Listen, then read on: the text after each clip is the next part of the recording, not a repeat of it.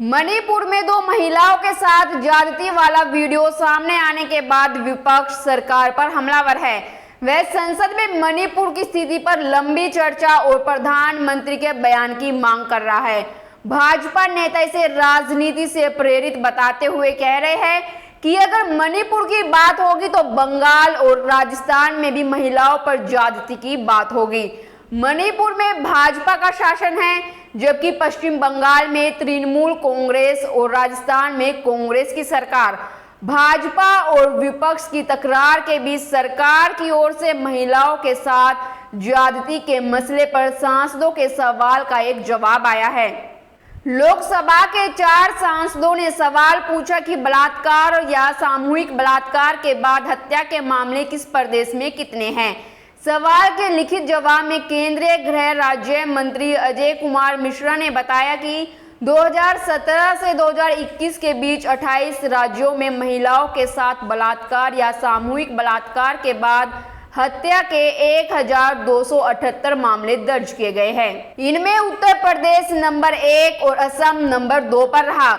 उत्तर प्रदेश में सबसे ज्यादा 218 और असम में 191 ऐसे मामले दर्ज हुए। तीसरे नंबर और चौथे नंबर पर क्रमशः मध्य प्रदेश, महाराष्ट्र है, जहां 166 और 133 मामले दर्ज किए गए हैं। ये आंकड़े केंद्रीय गृह राज्य मंत्री अजय कुमार मिश्रा ने लोकसभा में एक सवाल के जवाब में 25 जुलाई को पेश किए। बता दें कि 2017 से 2021 के बीच उत्तर प्रदेश और असम में पूरे समय भाजपा का शासन रहा। इस अवधि के दौरान राजस्थान में बलात्कार या सामूहिक बलात्कार के बाद हत्या के 39 मामले दर्ज किए गए, जबकि छत्तीसगढ़ और पश्चिम बंगाल में क्रमशः 32 और 30 ऐसे मामले दर्ज किए गए। नमस्कार दोस्तों, मैं हिमांशी कश्यप आपके साथ और आप देख रहे हैं जनता की आवाज। आगे बढ़ने से पहले जनता की आवाज न्यूज चैनल को सब्सक्राइब करें और घंटी जरूर बजाएं। चैनल की भी और सरकार की भी।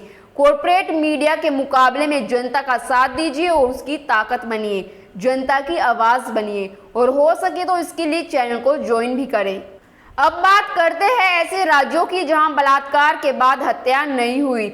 महिलाओं और युवतियों के प्रति अपराध में राजस्थान देश में अव्वल है। हाल ही में राष्ट्रीय अपराध रिकॉर्ड ब्यूरो की ओर से जारी किए गए आंकड़ों के अनुसार महिलाओं के खिलाफ हिंसा और अत्याचार में राजस्थान देश में नंबर 1 पर है।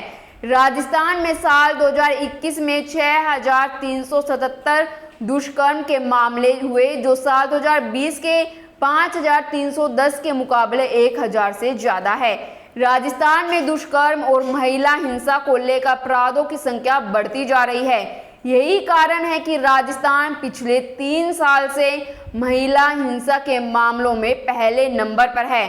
प्रदेश में जनवरी 2020 से अप्रैल 2022 तक दुष्कर्म के 13,890 मामले दर्ज हुए हैं। आप ये लिस्ट देखिए, ये लिस्ट दर्शाती है कि राज्यों में ऐसे मामलों की संख्या जिनमें बलात्कार के बाद हत्या नहीं हुई। एनसीआरबी 2021 के डेटा के अनुसार महिलाओं के साथ बलात्कार के मामले में राजस्थान 6377 टॉप पर है। इस सूची में दूसरे स्थान पर मध्य प्रदेश 2947, तीसरे स्थान पर महाराष्ट्र 2496 और चौथे स्थान पर उत्तर प्रदेश 2845 है। प्रधानमंत्री जी को महिला उत्पीड़न पर अगर सही में दुख और गुस्सा आता है, पूरा देश अगर ऐसी घटनाओं से सही में शर्मसार होता है, तब इस दुख और शर्म का इजहार हर एक दिन कम से कम 46 बार होना चाहिए, क्योंकि नेशनल क्राइम रिकॉर्ड्स ब्यूरो के आंकड़ों के अनुसार हमारे देश में हर एक दिन औसतन 46 महिलाएं बलात्कार का शिकार होती है। यह केवल पुलिस थानों में दर्ज आंकड़े हैं। जाहिर है बलात्कार के मामले इससे बहुत अधिक होंगे। वर्ष 2021 के आंकड़ों के अनुसार देश में कुल 31,677 बलात्कार के मामले दर्ज किए गए, जबकि वर्ष 2020 में यह संख्या 28,046 थी। दोस्तों, मेरा बस एक सवाल है, राज्य की कानून व्यवस्था क्या सीएम की जिम्मेदारी है या नहीं? यह सीएम राज्य की जिम्मेदारी भूल गए हैं? केंद्रीय गृह मंत्री अमित शाह मणिपुर पर चर्चा करने के लिए तैयार है। क्या इसलिए विपक्ष खुद इन मुद्दों पर चर्चा नहीं करना चाहता है? मणिपुर के मुख्यमंत्री से लेकर हमारे प्रधानमंत्री तक को मणिपुर की असली जानकारी है ही नहीं। दरअसल हमारा देश मोदी राज में एक बड़े रंगमंच में तब्दील हो गया है, जिसमें सत्ता केवल रटी रटाई स्क्रिप्ट पढ़ती है और कैमरे के सामने भोंडा भी नहीं करती है। रंगमंच का पर्दा गिरते ही सब सामान्य हो जाता है। मोदी राज में ऐसे अपराध इतने व्यापक तरीके से किए जाने लगे हैं कि जनता को अब किसी ऐसी घटना पर शर्म नहीं आती।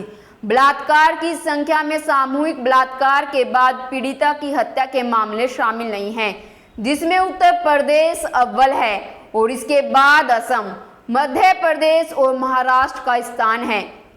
जाहिर है इन सभी राज्यों में बीजेपी की सरकार है। प्रधानमंत्री जी ने चुप्पी साधकर जाहिर कर दिया, दुख और गुस्सा मानसिक नहीं बल्कि स्क्रिप्ट का बस एक हिस्सा है। प्रधानमंत्री जी ने संसद को लोकतंत्र का मंदिर तो बताया, पर संसद के बाहर मीडिया के सामने मणिपुर हिंसा के दौर की 140 से अधिक हत्याओं को केवल एक वीडियो में विलीन कर दिया और महिला उत्पीड़न पर वही रटी रटाई स्क्रिप्ट देखने को मिली है। उन्होंने कहा उन्हें दुख है, गुस्सा भी है, पूरे देश इस घटना से शर्मसार है। इसके बाद फिर वही ऑफ ट्रैक वक्तव्य, दोषियों को सख्त सजा मिलेगी। जाहिर है इस न्यू इंडिया में महिलाओं और लड़कियों को खुलेआम हत्या और बलात्कार की धमकी देने और वैसे कहने का एक रिवाज सा चल पड़ा है और इसे सरकारी और तमाम संवैधानिक संस्थाओं का जोरदार संरक्षण भी प्राप्त है। एमनेस्टी इंटरनेशनल इंडिया की एक रिपोर्ट के अनुसार ट्विटर पर महिला नेताओं को हत्या, बलात्कार की धमकी या फिर अभद्र शब्दों का प्रयोग भारत में बहुत सामान्य है। ऐसा लगभग हर एक देश में होता है, पर हमारा देश जो न्यू इंडिया है उसमें इसकी संख्या अन्य देशों की तुलना में बहुत अधिक है। जरा ये देखिए आप।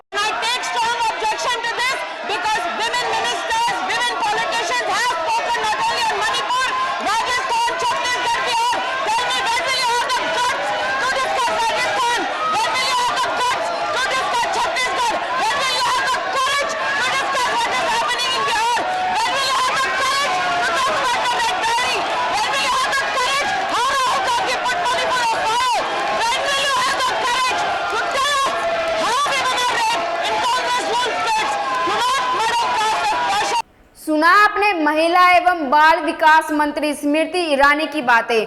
आप में कब ये साहस होगा कि आप कांग्रेस शासित राज्यों में महिलाओं के साथ होने वाले बलात्कार पर बोल सके।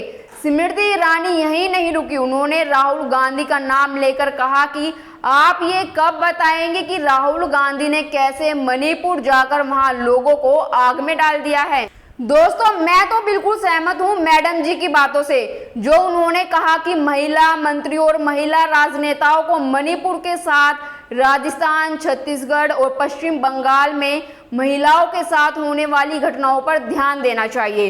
बिल्कुल देना चाहिए, पर मैडम जी ये भूल गई है शायद, महिला एवं बाल विकास मंत्री होने के बावजूद उन्होंने मणिपुर हिंसा पर कब चुप्पी तोड़ी थी, कैसे चुप्पी तोड़ी थी। बस एक ट्वीट करके अपना सरकारी बयान जारी कर दिया, बस इतना ही काम था जो कर दिया गया। जितनी एनर्जी से विपक्ष से सवाल किया जा रहा है, काश इतनी ही एनर्जी स्मृति ईरानी मणिपुर पर खर्च करती।